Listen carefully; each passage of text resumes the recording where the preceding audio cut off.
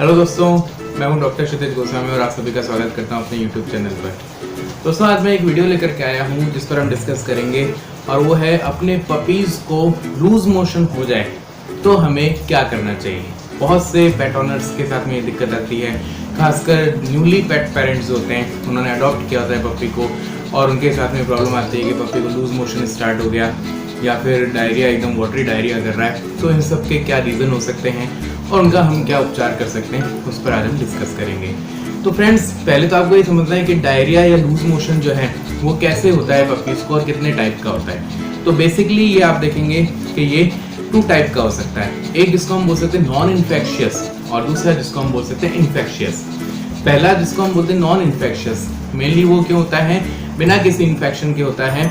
और ये basically dogs में देखा जाता है, पपीज़ में देखा जाता है कि अगर आपने उसको बहुत ज़्यादा खाना खिला दिया, बहुत से लोग होते हैं जो कि आते ही उसको स्टार्टर फूड पे रख देते हैं या फिर पेडिग्री खिला दिया या फिर हैवी डाइट खिला दी या फिर बहुत सारे अंडे खिलाए जा रहे हैं उसको, बहुत ज़्यादा जो है वो नॉनवेज खिलाए जा रहे हैं, तो उसको हम बोलते हैं डायट्री डायरिया, जिसमें डाइट इम्बेलेंस होने की वजह से उसको डायरिया होता है। या फिर कई बार हम किसी की सलाह पर डॉगी का पेट फूड चेंज कर देते हैं और पेट फूड चेंज करने की वजह से भी जो है डॉगीज़ में, पपीज़ में लूज मोशन देखे जाते हैं। तो वो तो आप नॉर्मल सा, अगर आप घर जो डॉग फूड अगर आपने चेंज किया है उसको आप धीरे धीरे बैलेंस पर लाएंगे तो पपी का पेट सेट हो जाएगा, उसमें कोई दिक्कत नहीं आएगी। दूसरे तरीके का जो डायरिया होता है फ्रेंड्स, वो होता है इन्फेक्शियस डायरिया होता है, लूज मोशंस। और इन्फेक्शियस लूज मोशंस में आप देख सकते हैं कि जो इन्फेक्शन की वजह से होता है, बेसिकली इन्फेक्शन में देख सकते हैं वायरल इन्फेक्शन, जो कि छोटे पपीज़ में बहुत कॉमन है।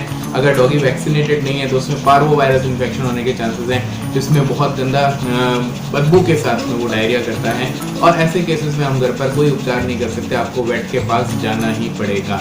दूसरा हो सकता है जिसको हम बोल सकते हैं कि बैक्टीरियल इन्फेक्शन की वजह से, बैक्टीरिया की वजह से डायरिया होता है। उसमें एक खास बात है जो कि वायरल इन्फेक्शन से थोड़ा सा डिफरेंट होता है। बैक्टीरियल इन्फेक्शन में पपी खाना जारी रखता है पर उसका जो लूज मोशन होता है उसमें थोड़ा बहुत जो है jelly like, mucus like substance बाहर आता है और ग्रीनिश कलर का होता है वो थोड़ा सॉलिड भी और थोड़ा लिक्विड पेस्टी फॉर्म में मिक्स होता है। तो ये आपको वायरल डायरिया से आप डिफरेंशिएट कर सकते हैं। वायरल डायरिया में डॉग एकदम से सुस्त हो जाएगा, खाना पीना छोड़ देगा और लूज मोशन करेगा।